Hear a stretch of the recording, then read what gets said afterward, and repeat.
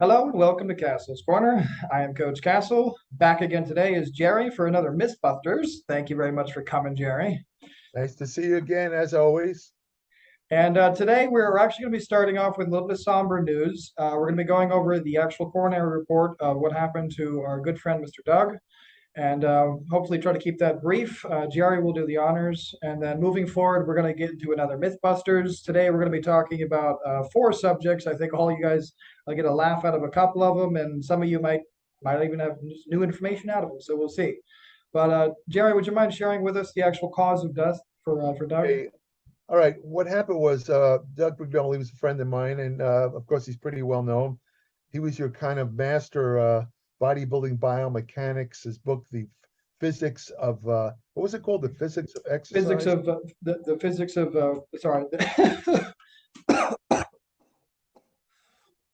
Sorry, Jerry, you caught me off guard there. Yeah. The physics of resistance exercise. Yeah, the physics of, I mean, that's probably going to be a classic because, just like we're doing here, he busted a lot of the myths relating to various exercises. That was his specialty. But anyway, the point is that, I got to do a little bit brief background. Doug, a year and a half ago, there's always been controversy about the COVID vaccine, whether it works and this and that. Of course, the biggest controversy is that the COVID vaccine itself is dangerous and can cause people to die of heart disease and various types of maladies. A lot of people point to a online reporting site called VAERS, VEARS. It's put out by the National Institute of Health, I believe. But and in the VAERS site, it's basically a voluntary reporting of any type of side effect associated with the vaccine. But a key point about that is that the VAERS database is voluntary. Anyone could post there. You, me, anybody, the guy down the street, anybody. You don't have to be a medical specialist. Most importantly, you don't have to provide any proof or evidence of what you're saying. I could say that I took the vaccine and my hand fell off the next day, and I could post it, and it will be posted. Nobody checks it, nobody verifies it, and a lot of anti-vaxxers, will go to, a lot of people are not in good shape, as we both know. And, some of these people, let's say, that are 60 or older, they'll get the vaccine and they already have severe cardiovascular risk factors.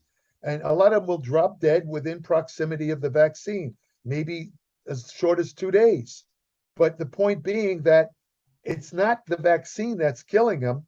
It's they just happen to have, there's an old saying in science, correlation does not prove causation.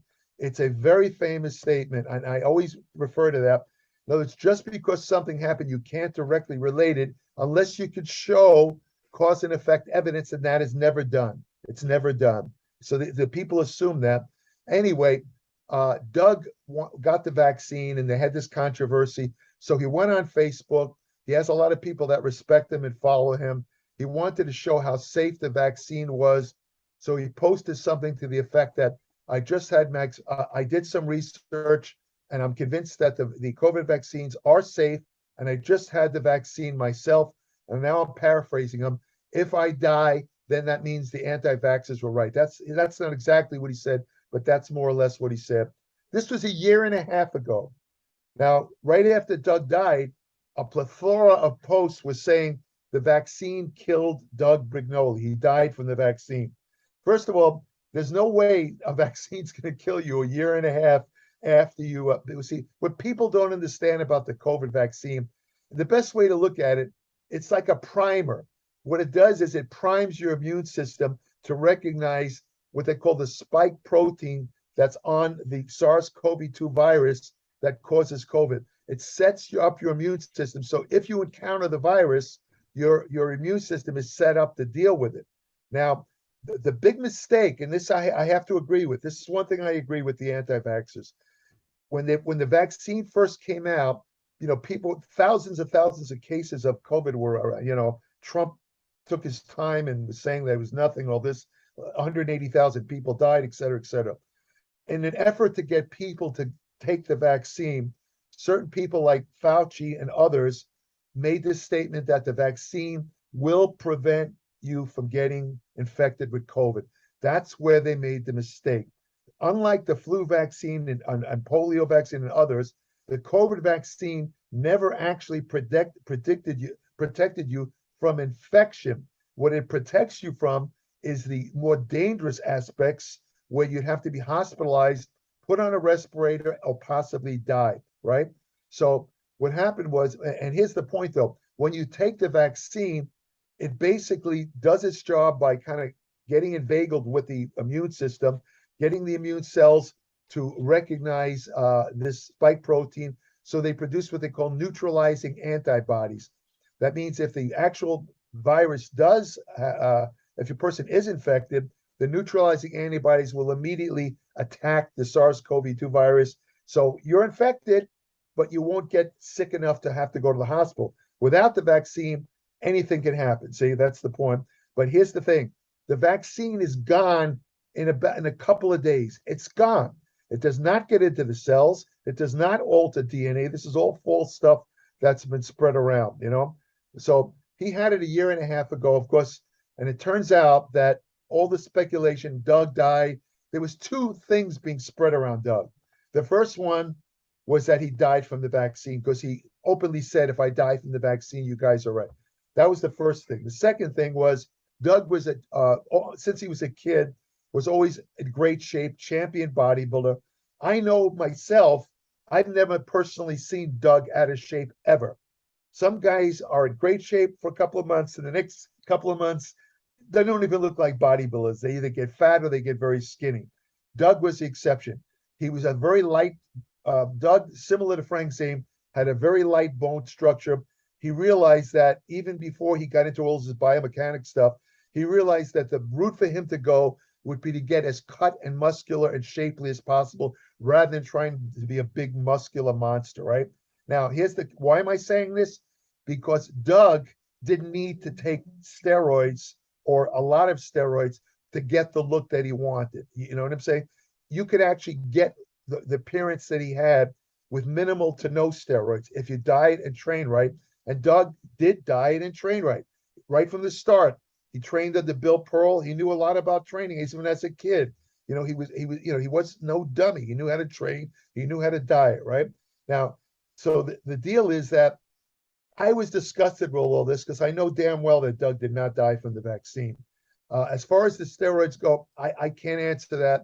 But what I did do, I did find, I've actually found the official autopsy results released by the Los Angeles Coroner's Office, and the cause of death, exactly as listed on the report, was COVID vaccine infection, secondarily with atherosclerotic heart disease. Now, that's an important point because a lot of people will look at a guy like Doug.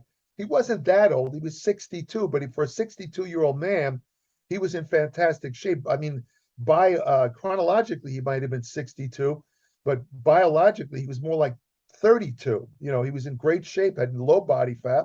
He was getting ready to do some posing exhibition. So it's not like he was out of shape. He was in fantastic shape.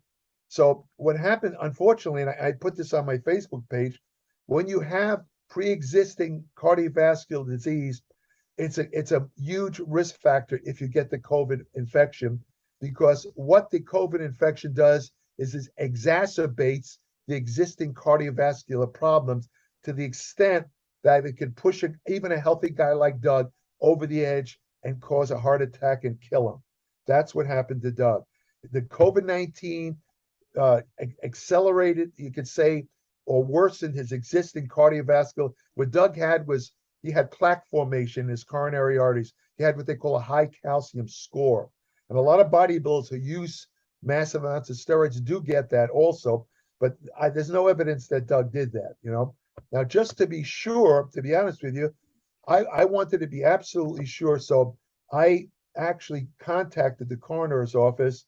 They charged me $59, and I sent for Doug's autopsy report. And the reason I did that, I haven't gotten it yet, you know, but the reason I did that was because along with the, I already know his cause of death, but in the autopsy report, they have what they call a toxicology report that shows you everything that was in his bloodstream at the time of his death. So if he was on steroids, it will show up in the report. And that's what I want to find out. And so if it shows that no steroids, that means steroids had absolutely nothing to do with his death. And that knocks out the two main conspiracy theories about Doug's death.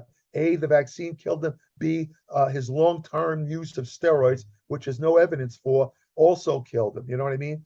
But that the thing is, like, for example, I got a hold of you know who Mike Mentzer was. You know Mike Mentzer, of course. Yeah. I got a hold of Mike, who was also a friend of mine. I got a hold of Mike Mentzer's autopsy shortly after he died, and in his he also coincidentally the official cause of death was atherosclerotic. Actually, it was ambiguous.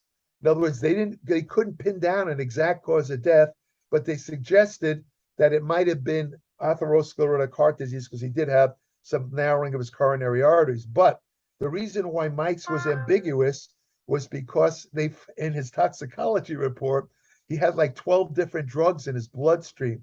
They weren't hard drugs like cocaine. They were mostly antidepressant, stuff like to treat sleep. He had a couple of sleep drugs, but he had 12 different drugs in his bloodstream at the time of his death. So the coroner, actually, I called the coroner. I spoke to him. I said, "Why is it ambiguous? It's like you have like a question mark."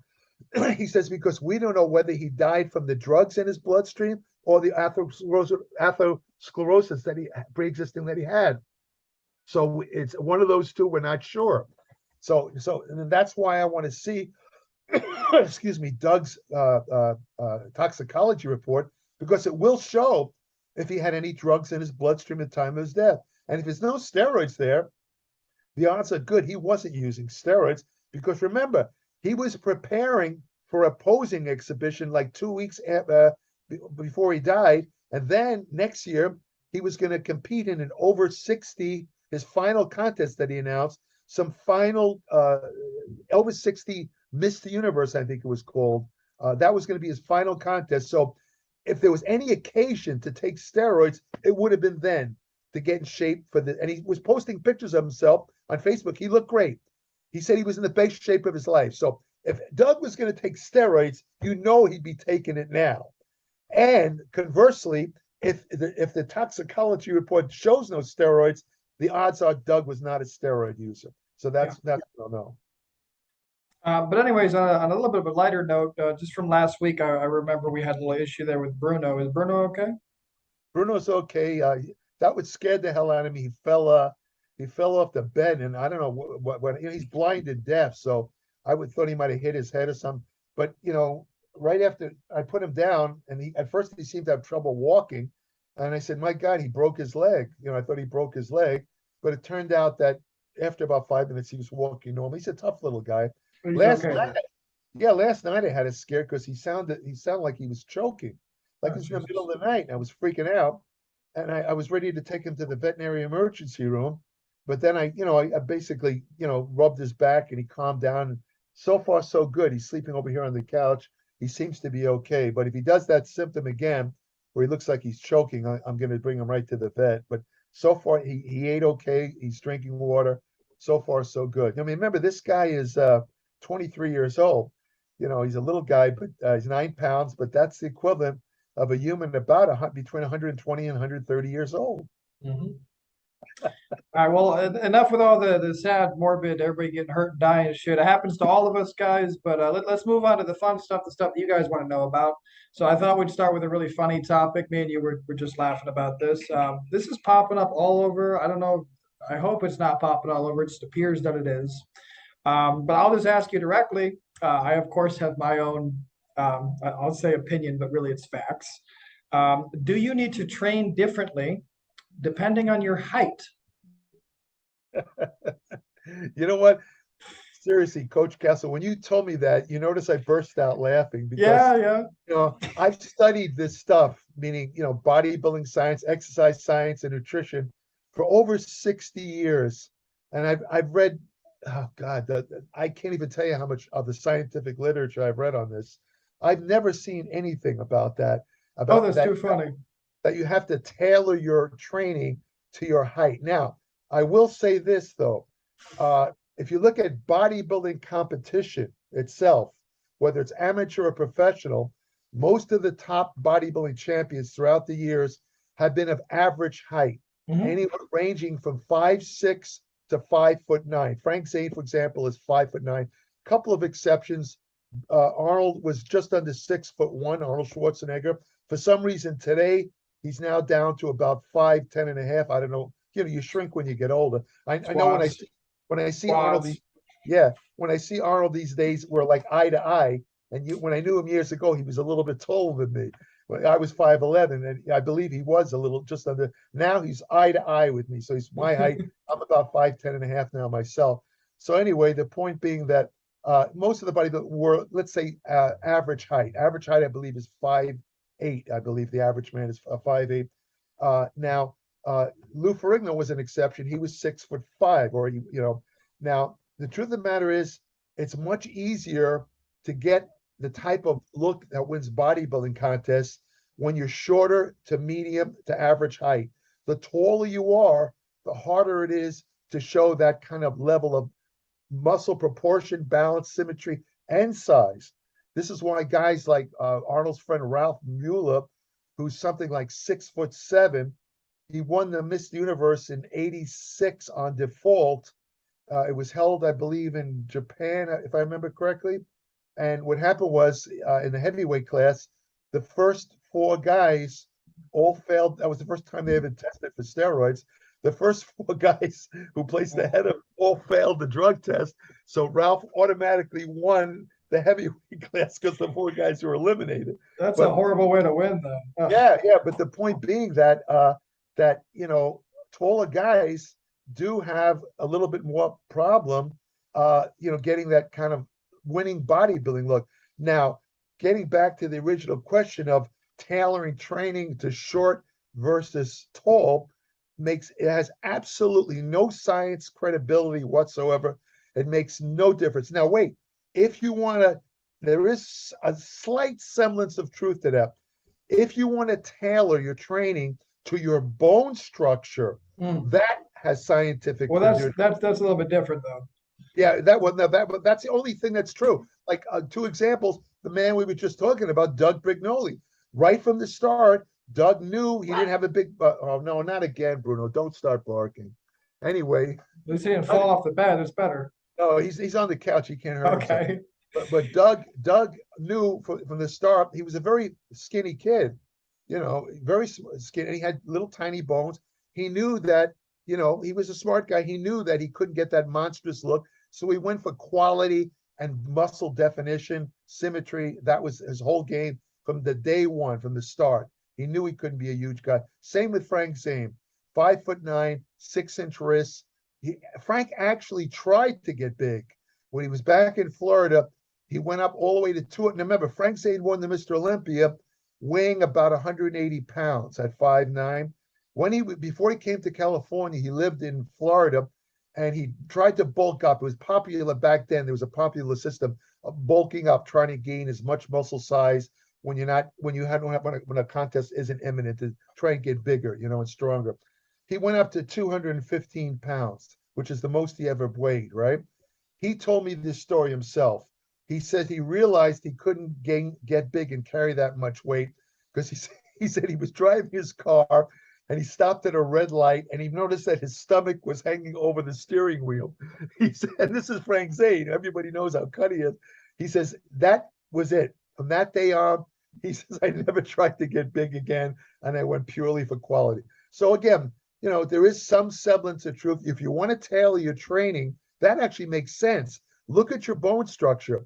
If you don't have huge, giant bones like Big Ramy, elephant bones, or NASA El Sambadi, gigantic bones, or there was another guy, I can't remember his name, who passed away, a friend of mine, I can't remember, he won the Nationals. This guy had gigantic, his wrists were like this big, I mean, huge guy, but anyway, he recently died. But the point being that if you want to tailor it, I'm going to have to put, Bruno, if he doesn't like me talking about small bones because he has small bones, stop it.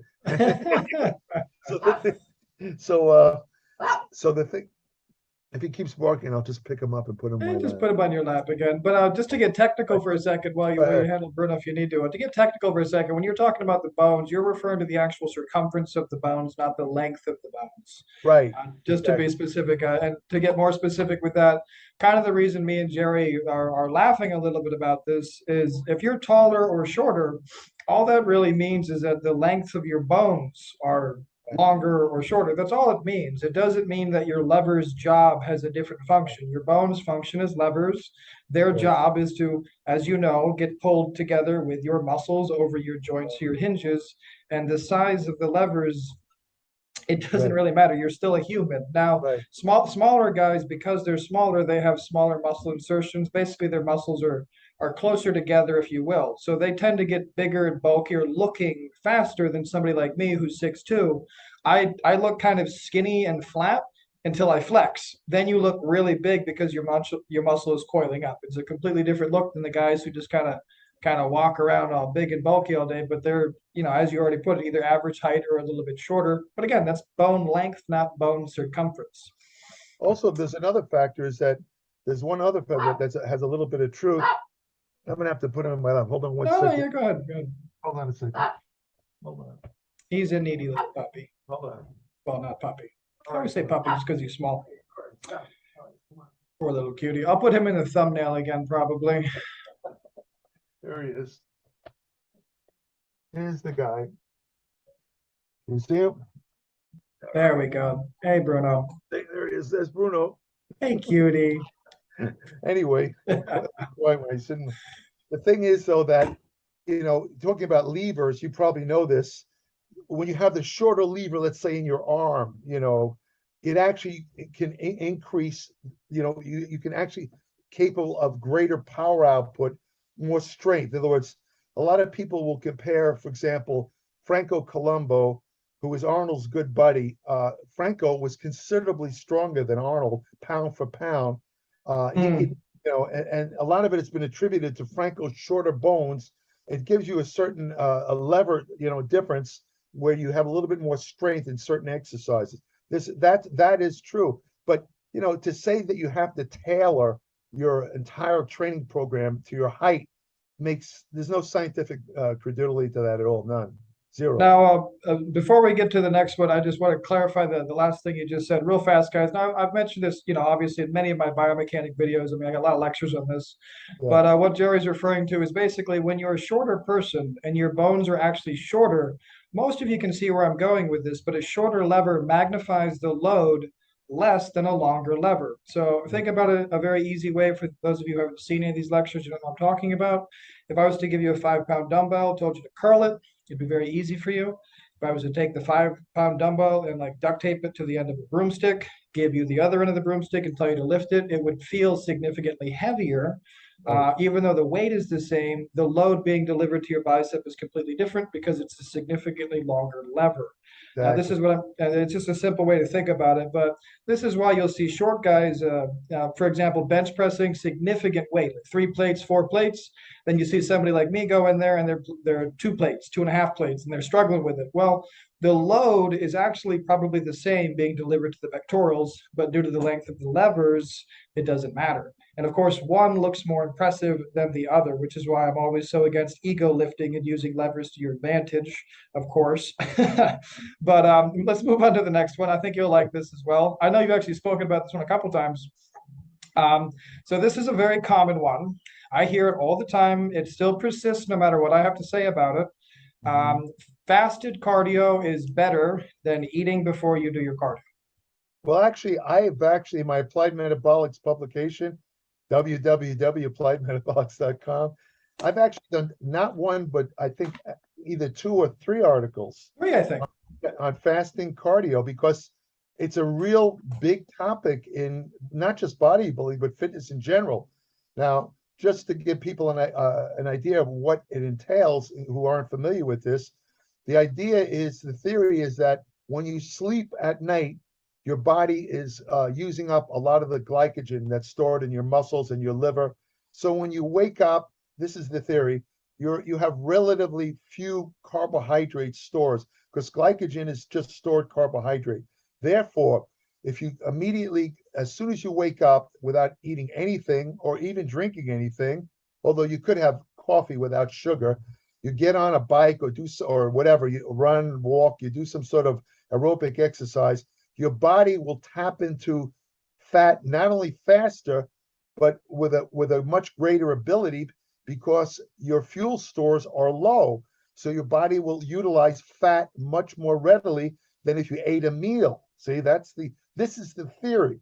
And it makes sense on the surface. It sounds good on like It bro does. It science does. talking, and it sounds No, good. no, I don't call anybody stupid who believes that because it actually, on the surface, it makes sense because glycogen is used all the time. I mean, it's always been released and it's in your mouth, there's always a certain amount of glycogen that's used. As a matter of fact, I always tell people that glycogen actually determines whether you're going to get fat if you eat carbohydrates. Because if your glycogen levels are not completely full, it's like a hierarchy of absorption with carbohydrates. Your body always wants to first replenish liver and glycogen, liver and muscle glycogen. So if they're not fully replenished, if they're not full, it's like having a gas tank that's not completely full. Most the carbohydrates you eat will go first towards replenishing liver and muscle glycogen. However, and that's usually the case with people that exercise almost every day or active people, they never have completely full glycogen stores. So it's much more difficult for them to get fat from carbohydrate. I'm not talking about the junk carbohydrate like fructose, high and refined. I'm talking about natural carbohydrates. On the other hand, you have a person who is sedentary, who doesn't do any exercise, whose only exercise is to pick up maybe one of those clickers to change the TV channel. That's all the calories they burn. They are, if they're eating carbohydrates, they will have full glycogen levels. So they can get fat even from natural carbohydrates because once the glycogen stores are filled, the carbohydrates have nowhere to go. But some pseudoscientists online, they say that excess carbohydrates are burned up in the liver. They're oxidized and they don't become fat. I say BS. I don't believe that for a second. Who Not says that? a lot of these PhD guys, they call people who believe that insulin can stimulate body fat. They call them insulin fairies because they think it's all a myth. They think insulin does not make you fat, and it's an innocent bystander. I see this over and over again. In fact, some of these guys actually sell books, and they I won't read any of this stuff because they're so blatantly wrong that I wouldn't trust anything they say. Somebody who promulgates that kind of nonsense, all you have to do is look around you. I mean, yeah, the people overeat calories, and yes, calories do count, but you can't tell me that carbohydrates don't contribute to body fat. I'll never believe that because I know myself. All right, this is anecdotal. It's only one person. But when I was a bodybuilder, I tried every diet known to mankind. I mean, every low fat, high fat, you name it. The only diet that consistently proved effective for me in terms of losing body fat was when I reduced my carbohydrates. Same. And I Yep. actually experimented once. I did a self-experiment, right? This is actually almost like a science experiment. At one point, as a friend of mine, another bodybuilder, was telling me, Jerry, you got to try the low-fat diet. Low-fat, moderate to high carbs. It works better than low carb. So what I did is I tried his diet, which is low-fat, moderate to high carb, and again, natural carbs, no junk carbs. I did it for a month, and I kept track of the calories. I don't normally do that, but I wanted to do for the purpose of this experiment. The next month, I went back on my usual diet, which was a low carbohydrate, moderate to high fat diet, just about the opposite effect. Again, same number of calories, exactly the same. I was very careful about that. And I lost much more on the low fat, high moderate carb to my carb. I didn't lose any weight and no body fat whatsoever. Okay, it was only 4 weeks. But when I followed the next 4 weeks with a low carb, high fat, I lost, I don't know how much weight it was. I didn't do any actual, water weighing or anything like that, but I could see fat loss. In other words, it was obvious in the mirror that I had lost some fat. So, again, the guys who point out that insulin is fake, and they use expressions like insulin fairy, they, they don't really, they're in their own world. I mean, that's not the way it works. I mean, Well, I not think, only that, but I mean, like even with your experiment, I mean, well, I mean, again, like you said, it's only a month each, but either way, I mean, what that really affected more than likely was your hormones because you weren't getting yeah, fat. That's your hormones getting fucked up. I mean, you know what I mean? That's not really necessarily calories in, calories out. If you're not getting it fat, you're is. not, Well, you know. insulin plays a major role because remember, if you have enlarged fat cells, hypertrophic fat, you have a tendency to be insulin resistant. So, when you take in carbs are the greatest promoter of insulin. If you're taking in carbs and you have these enlarged fat cells that are already insulin resistant, the insulin is not going to be working as well. And one of the functions of insulin everybody agrees with is that it stimulates lipogenesis. It Mhm. stimulates the development of fat. It increases the amount of fat in fat cells. And secondarily, it actually prevents your body from utilizing fat as an energy source. See, that's what they overlook. They overlook that. And that's amazing to me that these guys have gone to college and gotten advanced degrees in biochemistry and science and exercise science, and they don't see something so obvious. I don't even know how it's disputable, really. But anyways, I Yeah. think let's getting back to it, I guess. So fasted cardio, what would be the Oh, yeah. I actual, was yeah, talking about fasted fasted cardio, cardio. is Okay. pulling you back to that. Okay. Yeah. Right. Okay. Let's go back to the fasted cardio. So the point being that, again, as I said, it's based on low glycogen stores. You're going to tap into fat more readily. Therefore, you will burn more fat. Okay. The problem with that, as I pointed out in the 3 articles I did for my applied metabolic, they've tested that. They've had 2 groups. One group did completely fasted cardio with no food, no drinks, nothing. The other group had a meal about an hour or two before the exercise. Now, one study showed that this is surprising. The people that ate the meal, now the meal was a good meal, had no junk carbs. It was just an average meal, something like eggs or that kind of thing. The people that ate the meal in the one study showed greater fat burning or fat oxidation than the people who did the fasting cardio. Now, the other 2 studies showed that eating a meal, while it didn't increase fat oxidation over fasting, the fasting itself did not increase fat oxidation over eating a meal. That's the key point. So basically, but now to make it even more confusing, is there's been studies saying that if you skip breakfast and you do, let's say, a fasting cardio in the morning, that it will cause a greater 24-hour fat oxidation, which is very confusing. Something I really can't explain. I mean, these studies completely oppose each other. So There's right now, a lot of missing elements too. I mean, yeah, because there it's is. an extremely complicated subject and it's almost impossible to account for all the varieties. Everything from how much is the person sleeping to what Yeah, the food is, how they yeah, react to I mean, there's a million right. things to consider. That's why it's always confusing results. Unless you can get like robots to test, Yeah. it's going to be a problem. Well, I could sum it up by saying that even if there's no advantage to doing fasting cardio, if it helps somebody psychologically to do that, it's not going to really hurt them. Now, some people say doing but again, it depends on the length of time. If you do a brief period of fasting cardio, let's say Mhm. 20, 30 minutes, it's harmless. It might not help you, but it's not going to hurt you. If you go crazy about it, and start to do an hour or more on low glycogen, then there's a chance that you're going to raise your cortisol levels. That can actually cause muscle catabolism and hurt you because it'll cause a muscle breakdown. So you got to use a little common sense if you're going to do that. Well, just with the common sense as well. I mean, some people they have a large meal before they go to bed. They're not hungry when they wake up first thing in the morning. That's not even really fasted cardio. That food's still being digested. You know what There I'm you saying? go. That's right. That's one way to look at it. Another way to look at it is perhaps you wake up, you have a small meal that gives you your energy to do better cardio, so you have more energy output for your actual cardio.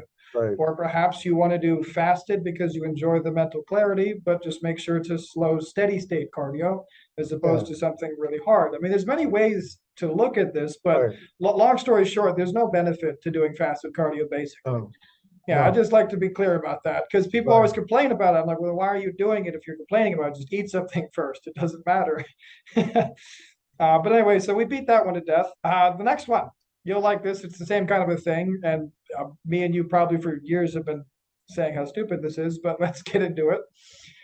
You can spot reduce fat on particular areas of your body. Say you have big flabby arms, more biceps and triceps. Say you got a big fat gut, more ab crunches. What do you think, Jerry?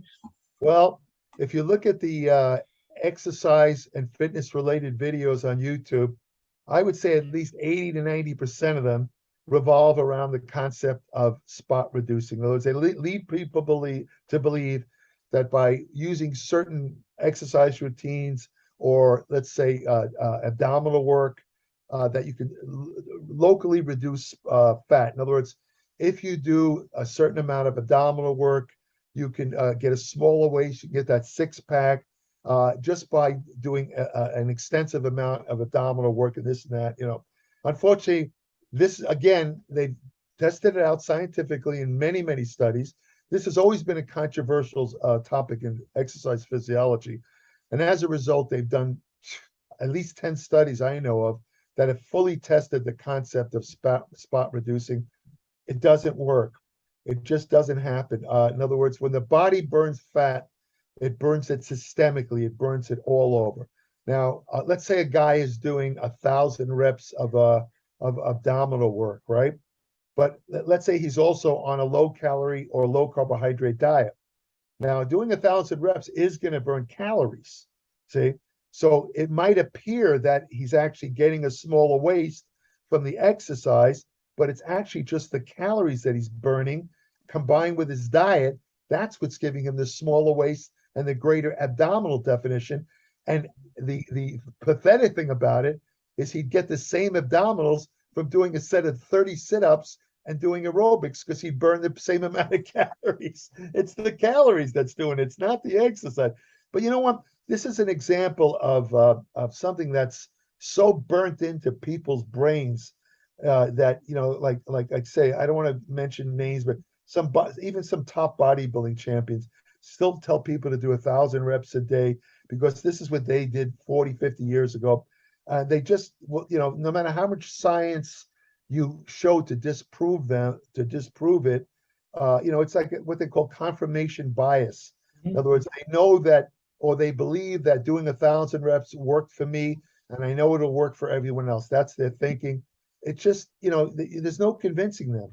They're still going to do it. I mean, I still see people in the gym doing, 40 minutes of ab work and doing exercises like seated twists or even worse, side bends. And they don't even, side bends like an oblique exercise where you kind of go like It's this. nothing to do with your abs. Yeah. There's nothing to do with your abs, but the thing is that there's two problems with that. Well, that's actually three. For one thing, if you overdevelop the obliques, you're going to get not a smaller waist, you're going to get a wider waist.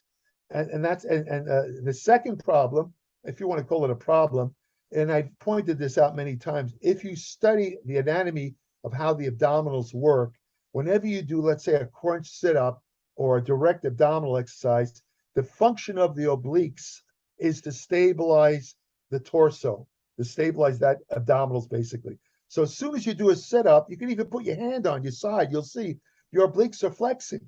You're automatically working your obliques whenever you do any ab work. It's not necessary to do direct oblique work. Now, the third problem, and this is kind of funny, these people are so clueless. I see people at the gym, they'll hold a dumbbell or a plate and they'll go like this. This is their motion. They do like a 2-inch motion. They're not doing anything. It's a joke. It's almost hilarious to watch them. It takes all my willpower not to walk up to them and say, "Hey, buddy, what are you trying to work there? You're not doing anything."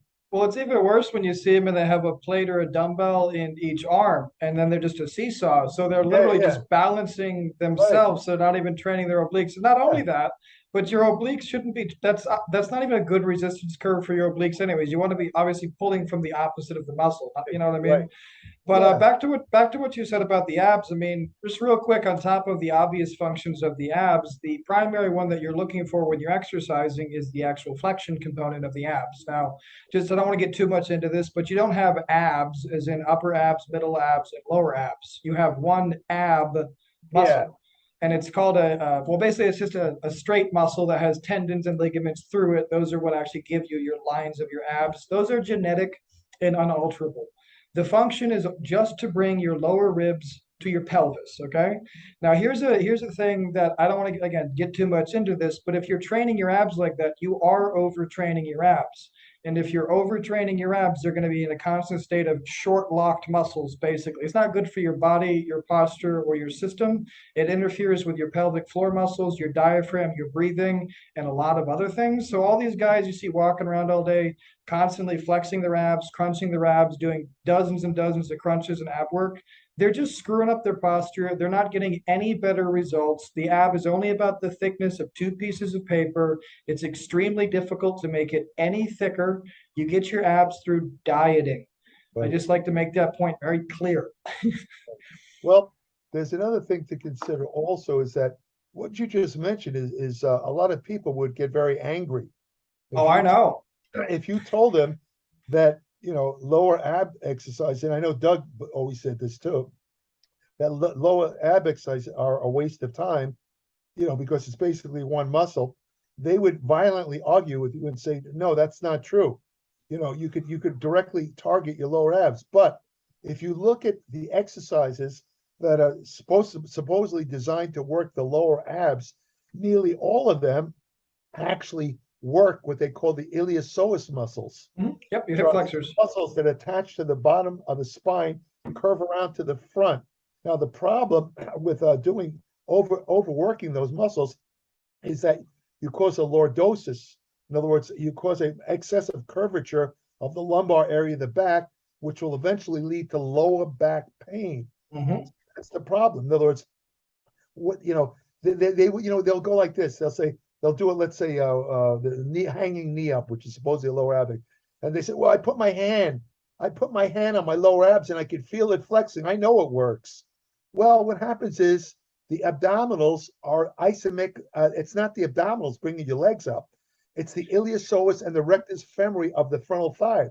What the abdominals are doing, they're basically isometrically contracted. You feel them because they're contracting to support the bringing up of the legs, but it doesn't mean you're working your abdominals. Well, just to clarify that so people can imagine this. So if you were to imagine yourself from a side view performing the hanging, let's just say you're raising your knees. So it's just a knee Yeah, raise. You have all this weight in front of your legs and your lower yeah, leg that's being raised. While you're sitting here, your pelvis is being pushed back and twisted backwards. So in mhm, order to prevent that from happening, as I already said, the abs function is to stabilize it. So in order for this to happen, they have to prevent the pelvis from being arched backwards by the weight, which is pushing them backwards. So this is your abs stabilizing in an isometric contraction, but this is the lowest form of muscle training. And as you already mentioned, it's the psoas or the hip flexors, which is actually responsible for the lifting of your upper leg. And I just right, want to say this furthermore from a respiratory standpoint, because this is not discussed enough in fitness. I'm big on the respiratory thing, but mhm, your psoas are intimately connected again with your pelvic floor muscles. If you don't know what those are, it's basically a mesh or a net that sits inside of your pelvis, and these muscles are intimately connected with your psoas. If your psoas are imbalanced in any way, it also imbalances your pelvic floor. Now, if you want to think about your diaphragm as being like a big cereal bowl, your pelvic floor muscles would be a smaller cereal bowl that it's supposed to rest evenly on. Now, what happens when your psoas get overtrained or however you want to look at it, overshortened, whatever, it basically takes that small bowl out of alignment. And not only does it screw up your lower back, it screws up your breathing, it screws up your digestion, it screws up a lot of things. Again, this is all fairly new science from the past decade or so, but it's all really important stuff that you guys know. You can't just do random exercises and hope for the best. Just look at an anatomy chart, see which bones are moved by which muscles. It's really not that complicated. Look at Doug's work. I got 600 lectures on the subject. I mean, it's not complicated. Use your brain, guys. Think critically. Back to you, well, Jerry. Sorry. well, when I got into bodybuilding, the standard way to do sit-ups was to basically hook your feet on like an abdominal board. You'd hook your feet on something to hold your feet in place and your legs, and you would just sit up. You do a full sit up, right? Well, Vince Garanda actually was one of the first people to point out that anywhere past the first 1/3 of the movement was not the abdominals. They were fully contracted in the first 1/3. Anything after that, it was the iliopsoas again pulling you up.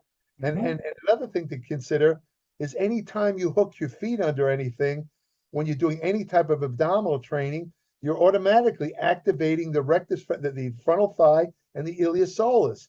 You can't have your feet hooked under anything to really target or isolate the abdominals. That's a common mistake people make, Well, plus again, and I go over this all the time, you have to start training your abs with your lower back flat. You can't have an opposite curve in a spine that you're trying to curve this way. It's counterproductive. You don't want to do that. Yeah. So you always want to be starting with your knees in a bent position, like a 90-degree angle with your legs up, so your pelvis is flat and your lower back is flat. But we're getting into training now, sorry. Yeah. Okay. So back to spot reducing fat. Is there any way to tighten skin or to lose fat or anything like that by exercising a particular area? Is that the question? That's the question. Yeah. No, it's diet. I just like to be very clear about it. That's all. No. But there is one thing though. There's another typical adage, if you want to call it, bodybuilding, is that trope of bodybuilding. Yeah, if you want to look harder, a lot of bodybuilders believe this when they're preparing for a contest. You should increase your reps because increasing the reps. In other words, if they do, let's say in their normal training, they do the typical range is 8 to 12 reps, let's say, right? If they normally do 8 to 12 prior to a contest or when they want to achieve peak condition, they'll increase their reps all the way up to as much as 25, maybe even 30 reps, with the idea being that the higher reps burn more subcutaneous fat. I would give you pushback on that. Well, not pushback on sorry, not on that per se. Yeah. But that's not going to burn fat. But what it is going to do is it's going to increase the amount of sarcoplasm in the actual muscle fibers, as well as the size of the capillaries and the vascularity of the person. Yeah. So it's going to not the pump is actually going to increase the muscle size in a slightly different way because, of course, they're going to have to lower their weights to get those higher repetitions. That's going to be increasing the sarcoplasm in the actual muscle fibers, increasing the size in a different way than the standard way they had been training. But you know what, though? The vascularity aspect that you're talking about is still dependent on the amount of subcutaneous fat. And also, there's a genetic component on how close the actual blood vessels are to the skin. In other words, a lot of people can have very low body fat levels and yet not show a lot of vascularity because genetically their blood vessels are deeper. So even though they don't have a lot of subcutaneous fat to cover up the blood vessels, they're going to have minimal vascularity because they're just too deep. You have to take the skin off them to see, and that's not going to happen. But generally speaking, the degree of vascularity that somebody shows is a result of a combination of genetics and having very low subcutaneous fat.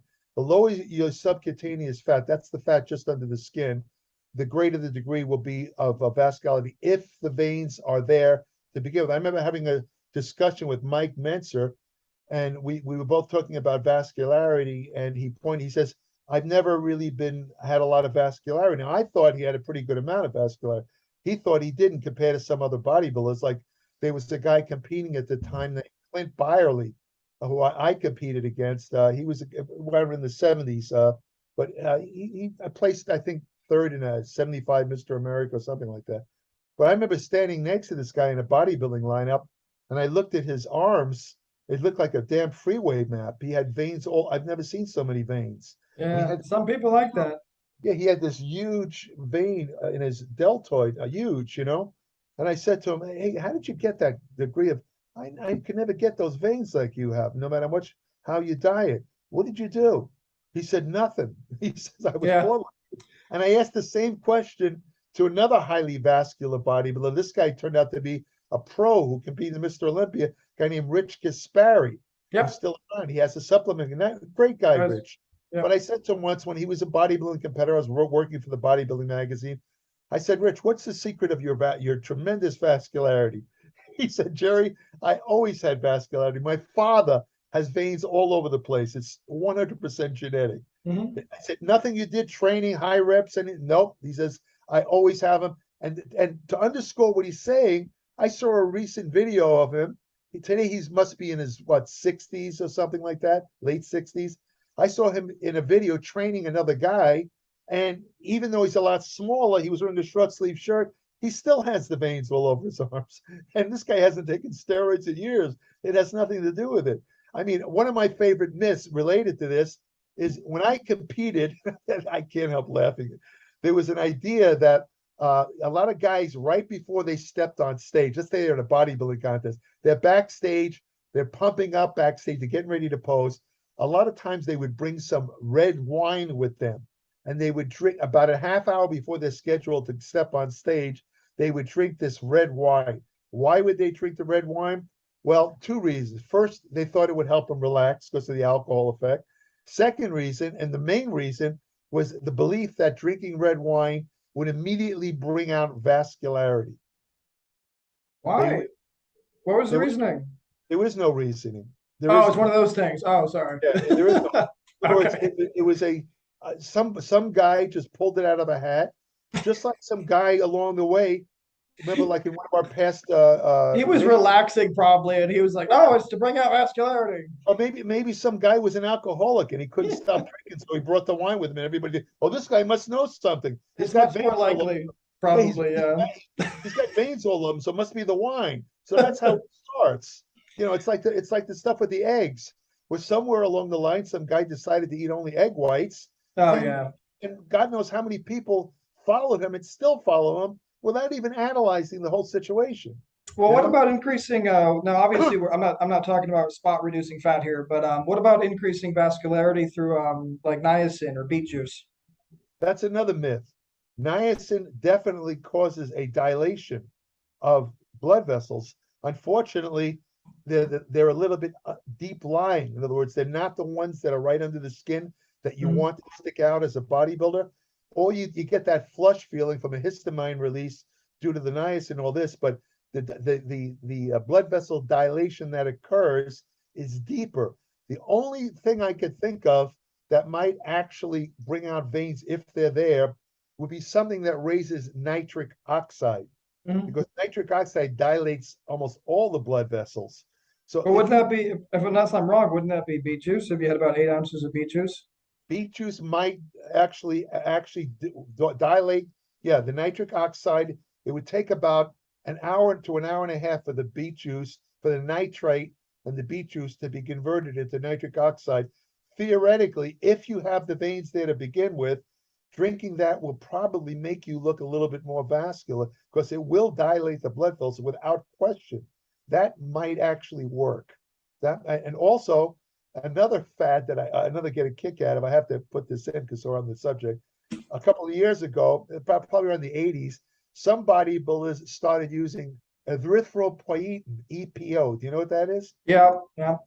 EPO basically is a hormone produced by the kidneys that's used, stimulates the production of red blood cells. Now, Cyclists like to use it, and there you endurance go. runners. Exactly. Yeah. There was a technique for many years used in track and cycling called blood doping, where Still they use it. They still use it, I think. right. Well, here's what happened. The athletes would remove their own blood, and then at a certain point, they put the blood back in. This would increase the number of red blood cells considerably, since red blood cells carry oxygen attached to hemoglobin. The idea was the increase in red blood cells would give them more endurance, right? Now, the funny thing was, this again was based on anecdotal information. It was never scientifically tested. And yet, God knows how many top world elite cyclists used blood doping. Lance However, Armstrong as well, by the way. well, no, there was problems with blood doping. There's infections and all kinds of things could happen. And not only that, you can wind up getting too many red blood cells, which is called polycythemia. When you get too many red blood cells, your blood gets like sludge, where Mhm. instead of delivering extra oxygen, you get less oxygen, your endurance goes down. It has an opposite effect. So what they switched over to when they started making recombinant EPO supplement drugs, in other words, these are drugs that are EPO made from bacteria, just like growth hormone is.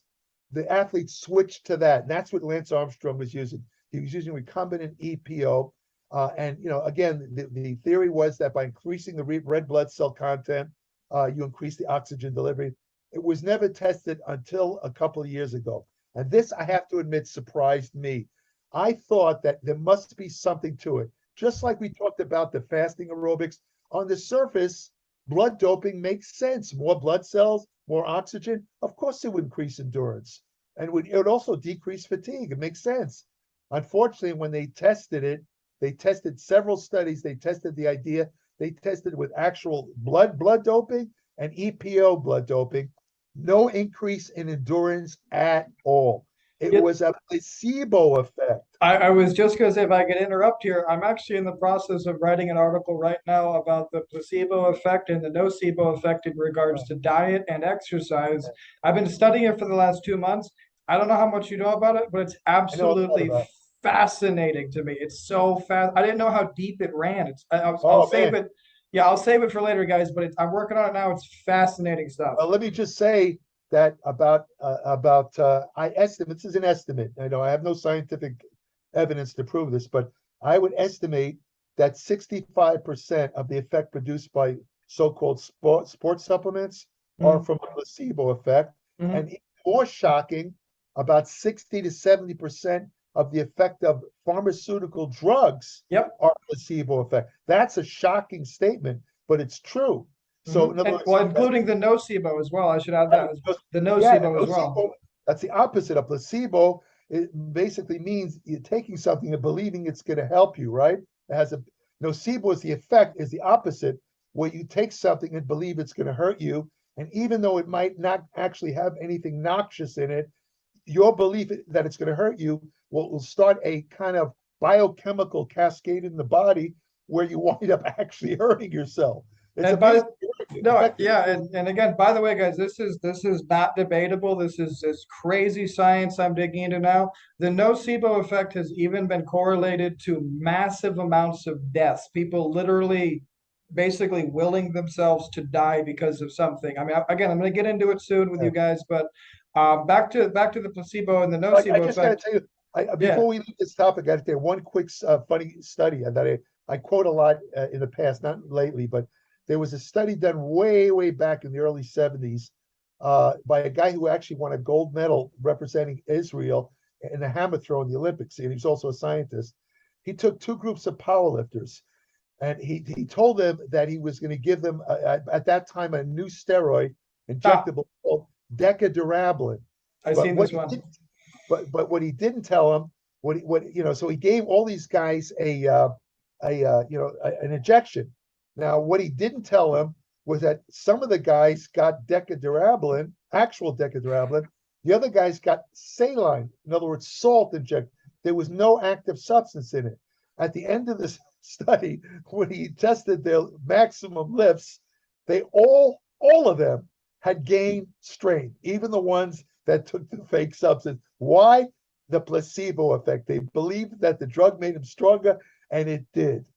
So I'm not saying steroids are a placebo effect by any means, don't get me wrong, but a surprisingly large degree of the success that people attribute their gains to from steroids are a placebo effect. Yes, they do something. Don't get me wrong. I'm not going to say they don't do it, but a Oh, lot of in other words, when you take let me give you an example real quick. When guys take steroids, whether you're a competitor or just a recreational exerciser, you're taking this anabolic drug and you say, this is going to make me stronger and bigger. And you convince yourself. So even though you don't realize it, when you work out, you will actually push a little bit harder because you think that the drug's making me stronger. I could train harder. I could do 5 extra reps. It's the training that's doing it rather than the drug. It's your belief that the drug is doing it that's actually producing most of the gains. mhm. And I mean, They, it doesn't just go with exercise either. I mean, just not to one up you, but just with the diet thing, they did a lot of really interesting studies where they would give basically a placebo effect of milkshakes. So they would say, here's a healthy milkshake, blah, blah, blah. But it was like 2,000 calories. But they told the participants it was only 400 calories. It was very healthy. It was going to make them feel full all day long, et cetera, et cetera. Then they would give the same exact shape to another group of participants, tell them how high fat it was, et cetera, all of these things. Their bodies responded accordingly. So the group that was told, well, you get it. So the group that was told it was low calorie, their body literally reacted like it was low calorie and it was going to keep them full throughout the whole day, et cetera, et cetera. The group that was told it was 2,000 calories of sugar, et cetera, they had all of the, like, again, you guys get the idea, all of the negative effects, all of the weight gain, all of this, all the, and at the end of the study, one of the groups had gained 5 to 6 pounds on average, and the other had lost 3 to 4 pounds on average. And it yep, was the same milkshake. yeah. You can't discount the power of the placebo, is what I say. It's It's very powerful, crazy. very powerful. Oh, Yeah, even we should add it, even if you know about the effects, it doesn't matter. Even if you that's know right. it's a placebo, it doesn't matter. They've actually shown that in studies where the people knew it was a placebo, and Yeah. yet it still made gains. It's crazy. Although that effect doesn't seem to be as true with the nocebo, although I could be wrong Yeah, about that. I could be wrong about that. I'm not sure. I don't think it's the same as powerful as the placebo effect. I don't think so, but I don't want to. I'm not sure about that. I need to do more research. But anyway, so actually, this leads beautifully into the final question of today. Is, and again, I do love this one. Is you you do you need to? You don't need to eat clean if you take steroids. Now, I don't know where I heard a variation of that years ago when growth hormone first came out. The original form of growth hormone, I think we might have talked about this. It was taken from cadavers, dead bodies. They Yeah. actually extracted the pituitary gland from dead people, and the pituitary gland is the site of growth hormone manufacture, the anterior to. So they extracted the growth hormone and they put it in a drug form. This was the original growth hormone, right? But a problem turned out that some of the growth hormone was tainted with these things called prions, which cause a very serious brain disease called Creutzfeldt-Jakob disease that basically pokes holes in your brain, and it causes a horrible death. So luckily, around 1985, they came up with the idea of producing growth hormone from recombinant bacteria, and that most forms of growth hormone today are recombinant DNA growth hormone, which means that they're prion free, right? They still, believe it or not, hard to believe, some places around the world, they're still selling the original growth hormone, which is very dangerous. I mean, nobody should touch that stuff. I mean, it's a real crapshoot. I mean, because if you get that disease, you're dead. There's nothing any medical science can do for it, and it's a very bad way to die. But anyway, getting back to this, when bodybuilders started taking growth hormone, which was about the mid 80s, I'd say. The mid 80s is when growth hormone entered bodybuilding. A rumor circulated by a couple of self-styled gurus that when you take growth hormone, you can eat any amount of food and you will not get fat, because growth hormone is so effective at burning fat that there's no limit. And the rumors were that there was one bodybuilder, he doesn't compete, but in case he watches this, I don't want to make any enemies. He wasn't a competitive bodybuilder, but he was a huge guy. He was saying that he was eating 15,000 calories a day, right? And all he did was bodybuilding. 15,000? 15,000 calories a day. And I mentioned this to Dorian Yates, who was a Mr. Olympia. And Dorian said, well, then he must be sitting on his toilet bowl 6 hours a day. There's no way. There's no way. No, of course not. It was nonsense. Now, what growth hormone really does, I mean, you still see online in these videos, people still believe growth hormone burns fat. It doesn't burn fat. What it does is it stimulates the mobilization of fat from lipocytes or fat cells. It does that by making the fat cells more sensitive to what they call catecholamines, epinephrine, norepinephrine. They actually turn on the enzymes like hormone sensitive lipase, which causes the fat cells to release this break down the stored contents in fat, which is triglyceride. It breaks it down into glycerol and the free fatty acids, such as triglyceride. They enter the blood, right? Now, they still have to be oxidized, even though the growth hormone has kicked them out of the fat cells into the blood. You have to do something to oxidize them. Otherwise, you know what they do? They circulate in the blood and they go right back into the fat cell. The scientific term for that is re-esterification. They go right back into the fat cell. You got to do something to oxidize them. And that's the key word, oxidize. Fat is burned in the presence of oxygen. This is why aerobics is always said to be a greater fat burner than resistance, because it's greater oxygen, right? So growth hormone, my point being, was never a fat burner. It was a fat immobilizer. And you know, there's nothing that I know of that will completely eliminate excess calorie consumption. There's no hormone. There are certain hormones that do definitely stimulate fat gains. The foremost among them is insulin. There's no question. Now, cortisol, which is usually classified as a catabolic hormone that breaks down muscle, strangely enough, under certain conditions, is actually a fat mobilizing hormone also. And when is it? During exercise. Cortisol actually helps you utilize fat as a source of energy. Also, following exercise, it helps you use fat to power the anabolic processes in muscle that result in increased muscle gains. In that sense, cortisol is actually anabolic rather than catabolic. Of course, it still can be catabolic under certain conditions, too low a calorie, too much exercise, et cetera, et cetera. But the point being that there are certain hormones that can, testosterone, if you're low on testosterone, what happens is the beta adrenic receptors, especially in the abdomen, this in a way is a form of you could say it's kind of almost like spot reduction. As men get older, you'll see a lot of older men have this strange, I think they call it a dad bod, where they get like skinny arms, skinny legs, but a pot belly. And they call it a dad bod. You know, Low T. Right. Now, what's happening there is a lot of these guys are low in testosterone. When you're low in testosterone, the beta adrenic fat cell receptors, those are the receptors that interact with the catecholamines causing, you know, the fat to be released from fat cells. They tend to kind of close up, which makes it much easier to get fat. So because there's a preponderance of beta adrenic receptors in the abdominal area, especially the visceral fat, it looks like it's a localized fat buildup.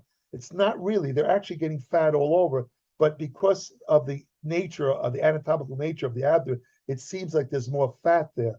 So, but in other words, the idea that you could take steroids or growth hormone and eat whatever you want, there's nothing there. Now, wait, there's one other hormone. Just to complete the thought, there is one hormone. There is a bit of truth to it, and that's thyroid hormone. Thyroid. If you're deficient in thyroid, what is thyroid? Thyroid hormone produced from the thyroid gland in the neck does control resting metabolic rate. If you're deficient in thyroid, if you're hypothyroid, you will get fat easier because your metabolism is so low, you're burning less calories. However, many people who are hypothyroid is the medical term, meaning they have a low thyroid output, they're thin. They're not even fat. Again, it depends on how much you eat. Now, a lot of bodybuilders before a contest and fitness people will take a lot of thyroid thinking that it helps burn fat. The problem T3, is T4. exactly. T3 is the preferred one because that's 5 times more. T4 is actually a pro-hormone precursor for T3.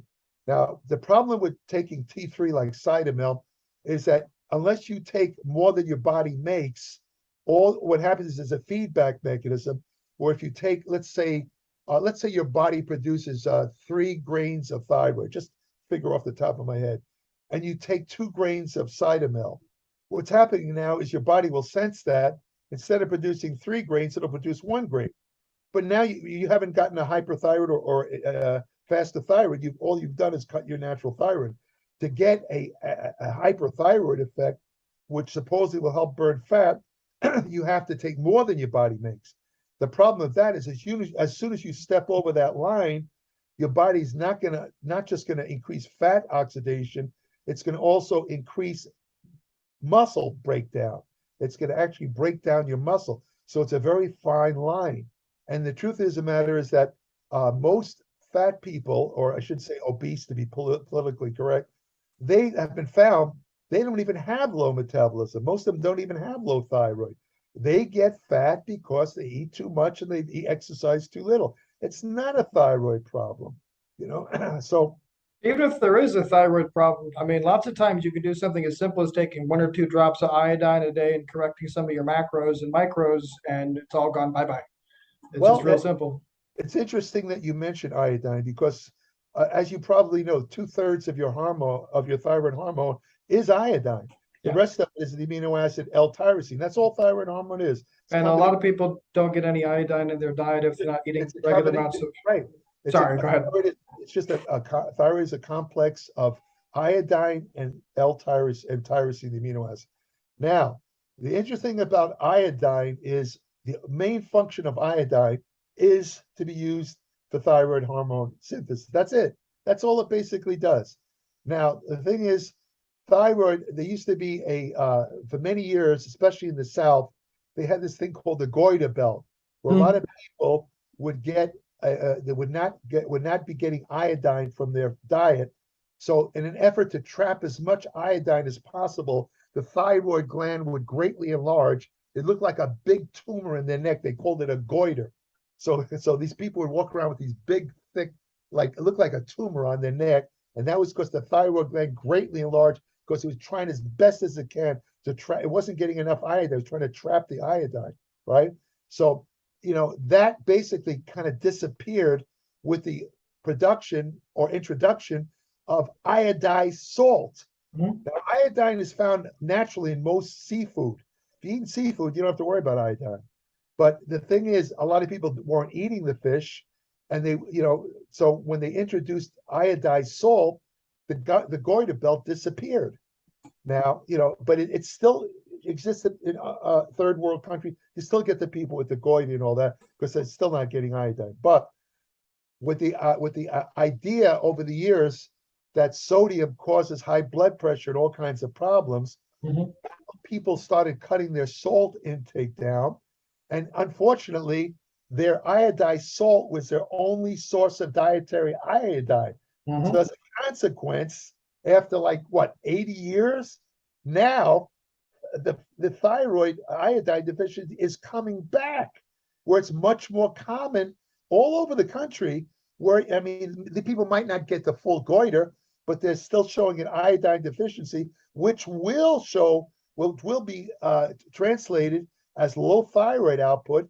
So these people will tend to get fat much faster. If they overeat, they'll get fat very fast. If I their thyroid. should I should actually just kind of step in here. Anecdotally, just this year alone, I've had dozens of athletes, extremely healthy people, athletes. Guess what they do, guys? They switch to Himalayan pink salt. Guess what that means? They are deficient in iodine. It's one of the first things I address with them. They think they're being so healthy eating this pink salt or whatever the hell they're eating. And I'm like, no, no, no, you got to actually eat more salt and you actually got to be having iodine. In fact, you're going to be drinking some iodine, a couple of drops a day, and they look at me like I'm crazy. I have to explain the whole thing. Yeah. But getting back just to a curious point here, the whole you don't need to eat clean if you eat steroids. There could be a couple of things going on here. So as we already mentioned, the placebo effect. So when you're on steroids, number one, you're going to want to spend more time in the gym. Now, after you've just exercised or performed cardio, in most cases, you're not hungry because your hunger has been suppressed. On top of that, once again, because of all this extra energy expenditure, you're burning more calories. And again, on top of that, I mean, I could keep going with on top of that, but the thing I was curious about is testosterone makes effort feel good. And when you have low testosterone, you're actually more likely to be actually engaging in things which like require effort. And when you're on testosterone, especially when you have higher levels of testosterone, I don't know if you want to get into the chemical processes here, but it actually leads to you giving more effort in basically all aspects of your life, an increased feeling of confidence, and all of these other things. And that could contribute to the willpower aspect of maintaining their food better and all these other aspects. What do you think? Yeah, I think there's something to it, but I also would add, just to be complete, a lot of people will look at so-called natural bodybuilders and they'll compare them to the PED or drug using bodybuilders. And invariably, the drug users always look a lot more muscular, not just bigger, but more muscle definition. And they conclude that, well, it must be the steroids. Is it maybe the steroids, the thyroid hormone, whatever? But the drug users always look harder and more muscular, you know? Now, And bigger. and bigger. There is some truth to that because it is a fact. Testosterone does increase fat metabolism. In other words, you will burn more fat when your testosterone is at a normal rate. Now, will taking the huge amounts of, let's say, testosterone anabolic steroids, that let's say competitive bodybuilders, will that increase fat burning? No, it's only limited to normal testosterone level. If you're low in testosterone, or let's say outright deficient, you will tend to have more body fat. And in men, it's especially noticeable around the abdomen. But the interesting thing about that, and this kind of threw me, I did not expect this, I have to admit. They came out with a study a couple of years ago, and they were trying to figure out why men who are low in testosterone get this kind of fat around the midsection. And one of the reasons was that effect I talked about earlier, the closing up of the beta adrenic receptors on fat cells. But the main reason was what surprised me. It wasn't the low testosterone. Well, it was in a way. What really caused the fat build accumulation was a lack of estrogen. Oh, That's surprising because estrogen, of course, is more associated with women, but men produce estrogen too. But estrogen has always been associated with greater body fat. Bodybuilders are scared shitless of estrogen. They take aromatase drugs that inhibit estrogen, or they take something like Nolvadex, which blocks the estrogen, because they have this idea that estrogen increases subcutaneous fat, the fat just under the skin, which will obscure muscle definition, which is true. That is a fact. However, there's a strange effect of estrogen. It stimulates fat in some areas of the body, like just under the skin. That's why women have softer skin. You touch average woman's skin, is almost always softer than a man's skin. It's because of the estrogen fat buildup under the skin. Now, but in other areas of the body, the abdomen, estrogen actually decreases fat. Why? Nobody really knows. It's kind of a mystery, but they know that's the reason. Now you say, well, why would guys low in testosterone have the low estrogen too? Because most of the estrogen in men produced in men's body occurs as a result of aromatization, or the conversion of testosterone into estrogen by the aromatase enzyme, which is found all over the body, muscle, and especially in the arms and legs. As soon as testosterone encounters that enzyme, some of it's converted into estrogen. The textbooks say men produce anywhere from 8 to 11% estrogen almost entirely from the action of aromatase on testosterone. So my point being, if you're low in testosterone, you're also going to be low in estrogen. That's it. Now that threw me. I didn't expect that body, abdominal fat was caused more by estrogen than testosterone.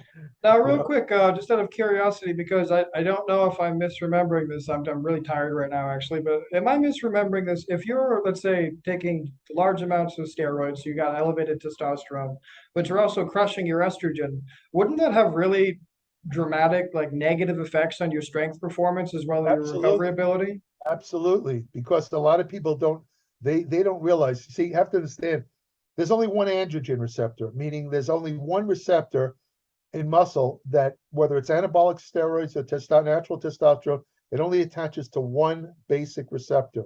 The so-called SARMs drugs, selective androgen receptor modulators, they work through the androgen receptor too, although they're a little bit different than anabolic steroid. But I don't want to get into that. The point being that there's two kinds of estrogen receptors: estrogen receptor A and estrogen receptor B. Now, it's very fascinating because one of these estrogen receptors actually is thought to promote prostate cancer, whereas the other one, I think it's estrogen A, if I remember correctly, yeah, I think it's estrogen A. The estrogen A receptor promotes prostate cancer in men, whereas estrogen B blocks that effect. You see what I'm saying? It actually blocks the effects of estrogen A. This is actually the But first I'm hearing of this, as a matter of yeah, fact. it's really interesting. But related to strength and muscles, they found that women, I don't know if you know this, did you know that most women recover from exercise faster than men? Did you know Yeah, that? yeah. And here's the reason why. Now you say to yourself, now why would a woman recover faster from exercise than a man? What's the difference? Well, who has more estrogen? Women. Estrogen stimulates certain recovery process. It promotes glycogen resynthesis. And also, and this is key to what you're asking about, it turns out one estrogen receptor A stimulates what they call satellite cell differentiation and proliferation. Uh, Satellite cells are muscle stem cells that are involved in muscle growth and repair. As you lose muscle satellite cells with age, it becomes harder and harder to build muscle. And that's one of the reasons why it's harder to build muscle past, let's say, the age of 55 or so. But when you take estrogen blockers or something that knocks out your estrogen, you're basically inhibiting your satellite cell activity. So you're blocking your main repair system for muscle after you work out, and also you're blocking your strength gains. So you're basically working against yourself. mhm. I'm not saying you want to have a lot of estrogen, but to cut out estrogen completely is not only bad for health because estrogen, among other factors, keeps your arteries supple. This is the reason why women very rarely get heart attacks before the age of, let's say, before menopause, because younger women who are producing more estrogen, a lot of people don't know this, stimulates nitric oxide release in the endothelium of the lung. I'm laughing because I sound like some sort of walking encyclopedia. I mean, I I'm don't, following you, Jerry. I don't know yeah, who else is, but I'm following you yeah. at least. Don't worry I about it. don't I'm mean, right there with you. It's I, fine. I'm not trying to sound like a know-it-all. I just remember all this stuff. But anyway, estrogen stimulates localized nitric oxide production in the endothelium. Nitric oxide not only dilates blood vessels, but it also keeps them flexible. Mhm. As long as, this is key point, as long as arteries are flexible and supple, there's no arteriosclerosis and there's no cardiovascular disease. You see what I'm saying? I'm going to step in just for 1 second for an interesting tidbit here, guys. This is another extremely good reason to always breathe through your nose. When you breathe through your nose, I'm not going to get into it, but it actually mixes the oxygen you're breathing in with nitric oxide. It's not the same effect as when you breathe in with your mouth. That's That's all I'm going to true. say about it. It's very complicated, but that's all I'm going to say about it. What you just said is true, by the way. It is true. But anyway, the point being that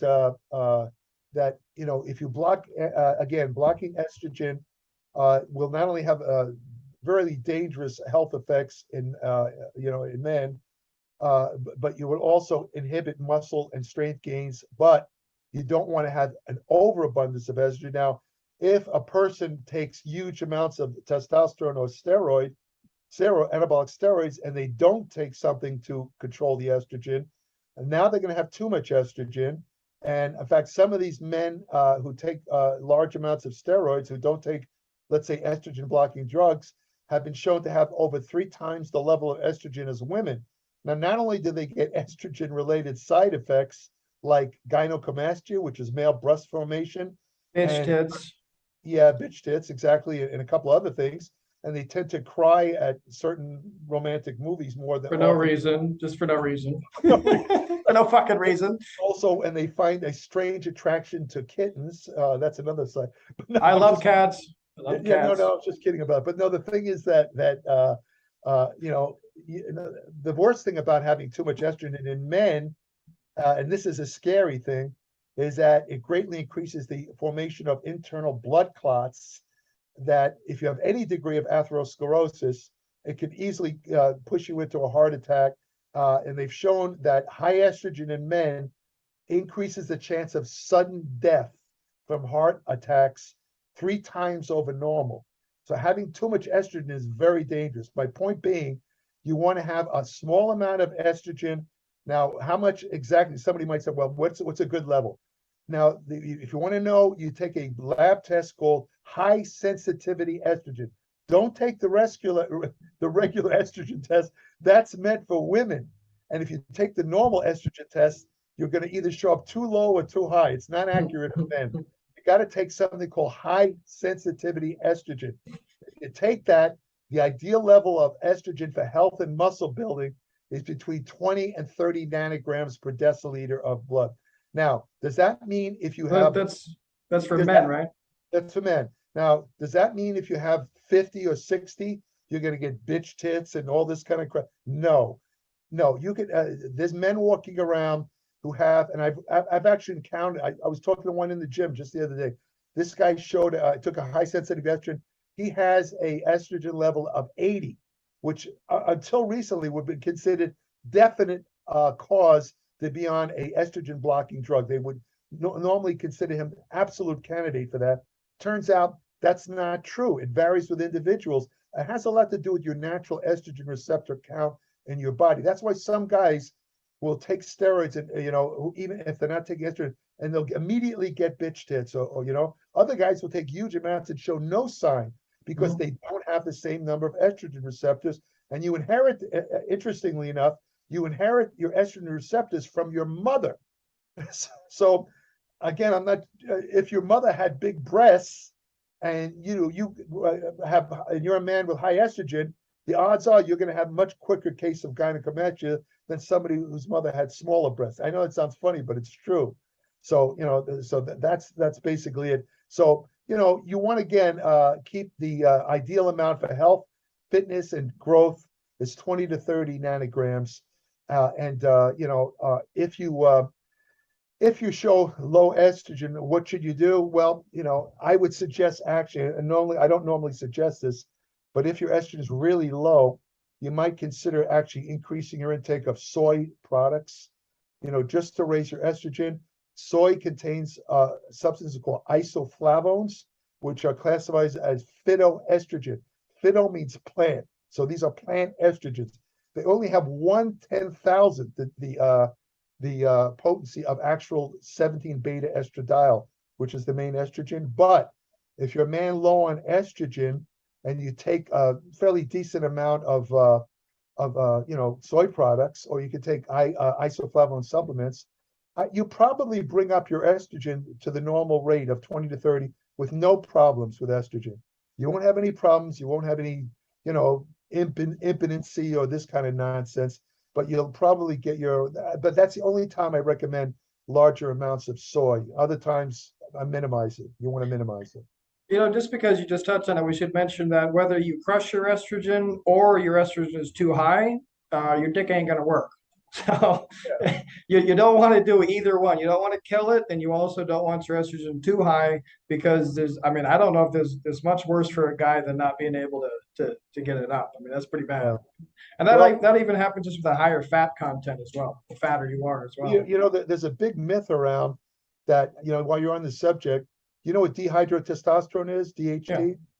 DHT is formed, just like I said, estrogen is formed from testosterone by action of enzymes called aromatase enzymes. Well, DHT is formed from testosterone by 5-alpha reductase enzymes.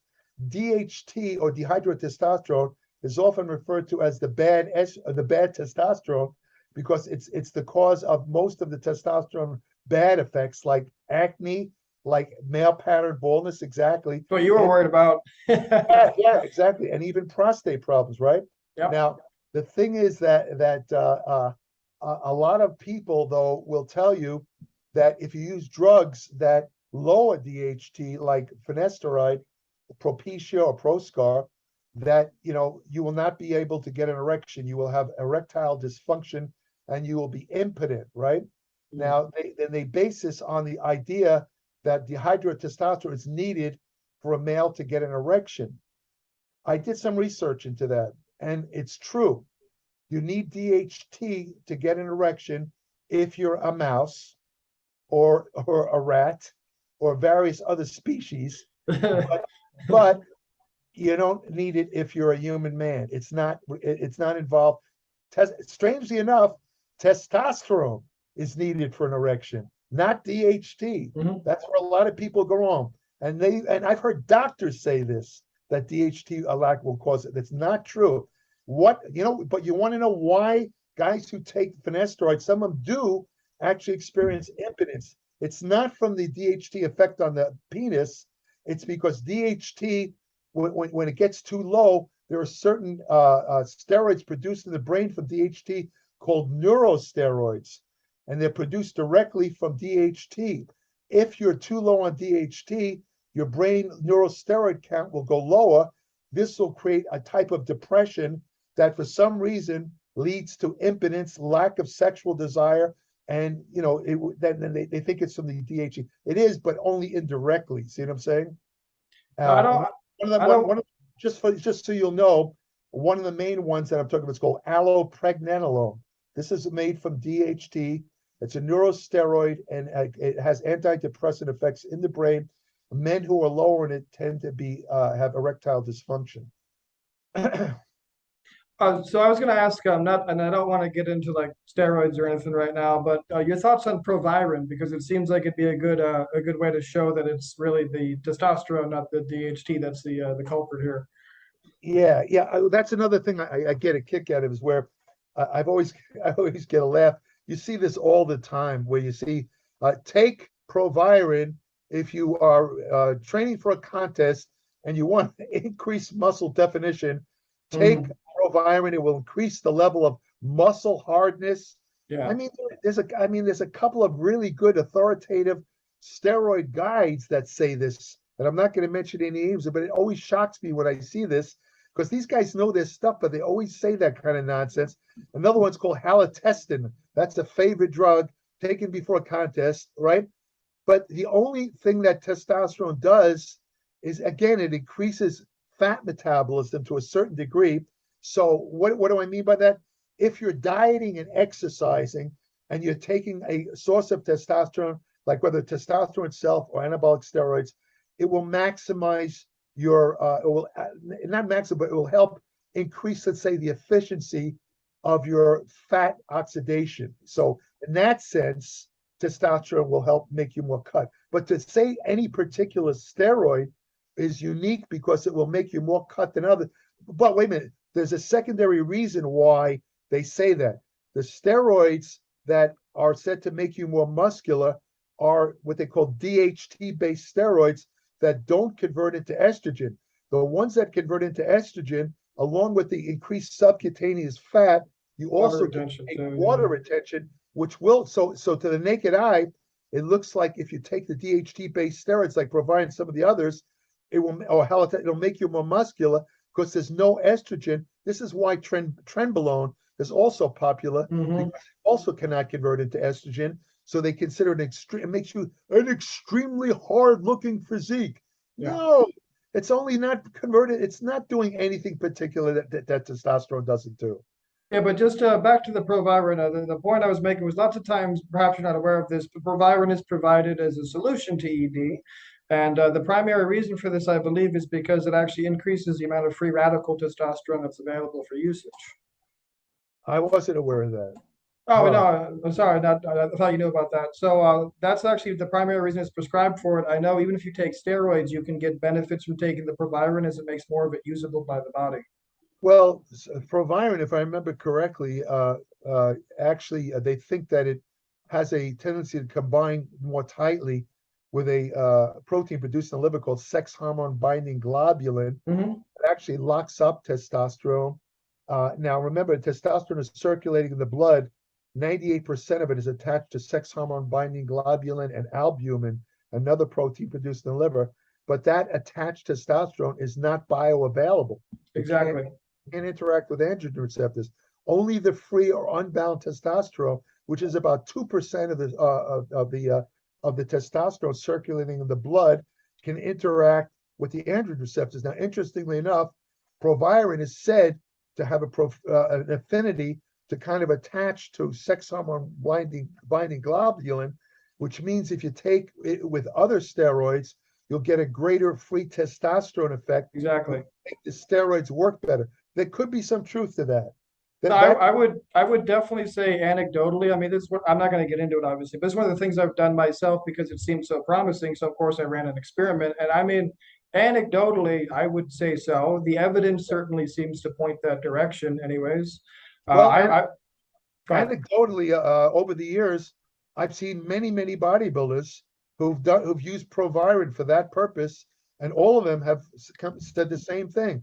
It definitely made the steroids work better. I've heard this from like 50 guys, so there must be some truth to it. Well, and You on know? top of that as well is you can keep taking it continuously, even though it's an oral, isn't it? It's an ingestible as opposed to injectable. There's no liver toxicity, Yeah. unless I don't think I'm mistaken about that anyway. So unless Well, something new's come out. I would question that part, but I just wanted to add before I forget. There's an interesting thing about a natural herbal, if you want to call it testosterone booster. In fact, in my applied metabolics, I classified it as the only herbal supplement that actually increases testosterone. It's called, Turkestan it's called, no, it's not or turkesterone. It's Tungstein, whatever the hell's called. Tongkat Thank Ali, you, thank you. Yeah, Jesus also Christ. called long jack. Yes, Now, thank you. they've tried to figure that some recent studies have confirmed that it actually does increase testosterone. But here's a key point. It works only if you're either on the low side of testosterone. In other words, if you're an older man who's starting to show this low testosterone, Tongat Ali might actually bring up your testosterone to normal level. You're not going to get a super physiological level like you do from taking testosterone itself or anabolic steroids, but it'll bring it up to normal. Or let's say you're a very overtrained bodybuilder, you're natural. When you're an overtrained natural bodybuilder on a low calorie, you are eventually going to knock your testosterone down to nothing. One study showed a 75% drop in testosterone synthesis in natural bodybuilders who were dieting for a contest. If they take Tongat Ali, they could actually be doing themselves a vast favor by increasing testosterone to let's say normal, will help them retain more muscle when they compete in the contest. They'll look better. So the thing is, but here's the point I was leading up to. They recently found they thought that the reason Tonkat Ali increased testosterone was because it stimulated the release of gonadotropin released from the anterior pituitary called luteinizing hormone. Luteinizing hormone is what controls testosterone synthesis at the site, the Leydig cells in the testes. But they now know that that's not how Tongat Ali works. What it actually does, and I thought this was really interesting, it increases free testosterone. Mm. And in other words, they think it might work just like Proviron. It might actually kind of block, help free testosterone from sex hormone binding globulin. And if you increase free testosterone, now you're getting a real anabolic effect because that is the testosterone that's active. This is very recent, and that blew me away. I had no idea. Now That's I'm really, now no, I'm totally, I want to look into that now. That's really interesting. I didn't know all that. That must be really new. I mean, I'll be honest, I wasn't 100% convinced of the effectiveness of, even though I wrote about it. The one thing when I've suggested Tonkat Ali to men over the years, 9 out of 10 of them got back to me and I said, did you notice anything? Jerry, I noticed my sex drive went through the roof. And I Mhm. said to myself, it must be working because what controls libido or sex drive in men and women? Testosterone. Mhm. If the sex drive goes up, that's a good indication. But now I know that the reason the libido went up is because they had more free testosterone. That's going to make your libido go through the freaking roof. That'll do it. So, Yeah. so in that way, you could say Tongat Ali is a bit of an aphrodisiac. That's pretty cool. I'm gonna look into that more. I'm gonna put that on my list actually. It's really cool. I'll make a video about that soon, guys. Seems pretty You know what cool. I'm wondering at this point though, and I'm not sure about this. I wonder if Tongat Ali works the same in women because will it increase free testosterone in women like it does in men? I really don't know because all the studies I've seen have involved men. I haven't seen any female studies. But if it does, that would be a real boon to women because a And they lot of wouldn't have to do all their anavar bullshit they do. well, forget about the bodybuilders athlete. A lot of women walk around you have no interest in sex at all. Their sex Oh, drive that's is in the that's true. dumps, especially older women. And this would be the cure. I mean, they've tried to come out with testosterone drugs for women. but they all failed. They had too many side effects. They just never caught on. If Tonga Ali can increase free testosterone in women without side effects, that would be so great for women. I can't even put in the word. It would make so many women happy, and it would actually save marriages. I mean, I don't want to like get too much into it, but what would interfere with the process of a woman taking that as opposed to a man taking it? Would there be anything you can think of that would interfere? Only the I higher can. the only thing I can think of it would be the higher estrogen level, which may somehow, minimize. Dampen? Yeah, it might dampen the effect. That's the only thing I could think of. That's really interesting. Yeah. Yeah, it is. I'm going to talk to Bill, see if we can push that through with the trial. Bill Campbell is a friend of Yeah, mine. ask them if they've done any studies of women on Tonkin, because there's none that I'm familiar with. I mean, he does cool shit all the time, but it's just one I of know those who he is. unique things. Maybe nobody's done it yet. I don't. I'll ask him though. That's really interesting. I don't know why. Why wouldn't they do it? I mean, this would be a That's a real. game changer. Yeah. Oh my God, it would help. Not only would it increase women's sex drive, but women who are exercising or not even competing women who are exercising in the gym, who want to get a more shapely, athletic looking body, you know, raising their testosterone will greatly aid them. Now, women could do that right now without even taking Tonga by taking DHEA, Hmm. because DHEA is an adrenal steroid, which in women always raises testosterone. In men, sometimes it does, but very rarely. Most of the time, unfortunately, it raises DHT more than testosterone, Wow. or raises estrogen, unfortunately.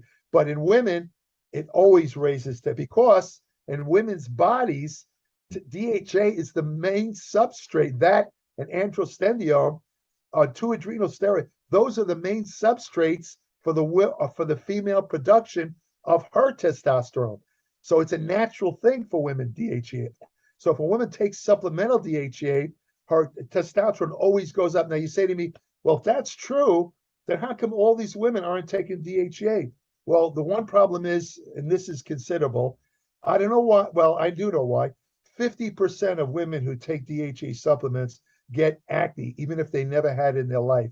Because you know how teenagers break out with acne? A lot of teenagers, the actual cause of pubescent acne in humans is they get a spurt of DHEA starting at about age 12.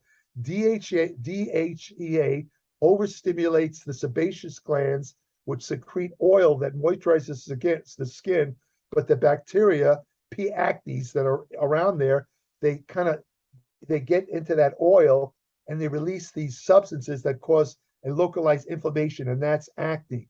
So this is the reason why DHA, but for some reason, I have seen this. I have actually recommended DHA years ago to women who asked me, Jerry, I want to get my testosterone up, but I don't want to take steroids. Try DHA. They took it just like the men. A week later, 2 weeks, how you doing? Oh, I can't believe it. My sex drive's through the roof. And I seem to actually be putting some, I seem to show more muscle definition. A lot of them told me this. I said, great, it worked. Then about half of them got back to me. I said, how's the DHA going? I had to get off it. Why? I started breaking out. I've never broken out in my life. So that's the drawback. I don't think Tangat Ali would do that.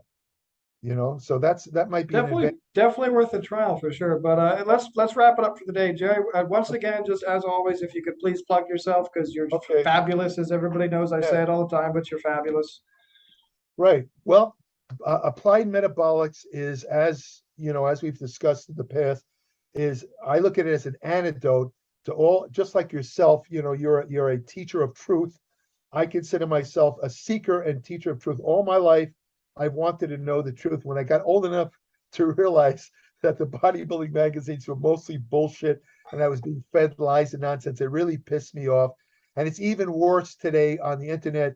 There's so much nonsense, garbage. And a lot of times it's not people that are trying to be misleading. They just don't know the truth, and they just pass the same garbage along. So Applied Metabolics is a publication that has 100% evidence-based truth, not only based on current science, but also based on what I admit is anecdotal experience, my experience, which is considerable. It was 62 years of working out and studying. that is hard to match by anybody. Most of the guys that have, let's say, competing publications weren't even alive. They weren't even a dream in their parents' minds when I started this stuff. So, I've accumulated a lot of knowledge. I cover a lot of more topics than any other digital. I cover nutrition, exercise science, hormonal therapy like testosterone, anti-aging research. In other words, I'm going to tell you ways. I'm not going to say that I'm going to give you a way to live forever, because that would make me a liar. Anyone who tells you can live forever is full of crap. I'll tell you right now. But there Unless are they're ways. AI. Right. Yeah. If you're a robot, if you transfer your brain into a computer, and that's anyway. But the thing is, that's a nice movie. Anyway, the thing is that there are ways to increase what they call health span, not so much lifespan, but health span. What health span means is the years where you're healthy, where you're not suffering from illness related to exercise. Let's say you're 70, 75 years of age. You're still walking around. You can still play with your grandkids. You can run to catch a bus or a cab if you need to. You can lift things without tearing your arm up. You could read things. You could still learn. Your brain's working. There are ways to maintain this today. This is what I discuss in Applied Metabolic. But it's not just for people over 40. I have a lot of stuff in there that anybody involved in fitness and exercise, you'll learn the truth. I cover supplements, which supplements work, which ones don't. I'm not associated with any supplement company. And that's a problem, because a lot of these videos, and I'm sure you've seen them, they'll start out as informational videos. Then all of a sudden, halfway through, the guy's holding up a can of whey protein that he sells, and it's telling you that get my whey, blah, blah, blah. And, it makes you question the credibility of the guy. I'm not selling anything other than my newsletter, and it's cheap. It's not expensive at all. 33 cents a day, for crying out loud. I mean, that's about as cheap, even in hard economic times, anyone can afford that. I've had it now for 8 years. September makes 8 years that I've had my newsletter. I've never raised the price, and you get a lot of information. It's 30 to up to 50 pages a month. It comes out on the first of the month. And I absolutely promise, I'm looking right at you, I absolutely promise anyone who reads this, and I think you can attest to this, anyone who reads my publication, no matter what your level of knowledge or experience or education, I guarantee you will learn something in every issue. How do I know? Because I learned something when I do the research. That's how I know. So it's at www.appliedmetabolics.com. I guarantee you, if you subscribe, send me an email, and I'll send you an invitation to join my private Applied Metabolics Facebook page, where every day, 7 days a week, I put new information. It's like having a second newsletter. And I also have an email portal on my Applied Metabolics website, but that's only for subscribers. They can send me short questions, anything they might have read the newsletter, or anything that comes to mind.